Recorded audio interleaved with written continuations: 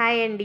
వేసవి కాలంలో ఒంటికి ఎంతో చలవ చేసే పెసరపప్పు చారు ఎలా చేయాలో చూసేద్దాం. ముందుగా 1 కప్పు వరకు పెసరపప్పు తీసుకుని శుభ్రం చేసుకుని 1 కప్‌కి 2 కప్స్ వరకు వాటర్ యాడ్ చేసుకుని కొంచెం పసుపు అలాగే 1 స్పూన్ వరకు ఆయిల్ యాడ్ చేసి పప్పు అనేది మెత్తగా ఉడకనివ్వాలి. పప్పు మెత్తగా ఉడికిన తర్వాత ఒకసారి స్మాష్ చేసుకుని ఒక పెద్ద గ్లాస్ వరకు వాటర్ యాడ్ చేసుకుని పచ్చిమిర్చి, ఉల్లిపాయ, టొమాటో, కరివేపాకు, కొత్తిమీర, కారం అలాగే మీ రుచికి తగినంత ఉప్పు వేసి మీడియం ఫ్లేమ్‌లో పప్పుచారు అనేది మరగనివ్వాలి.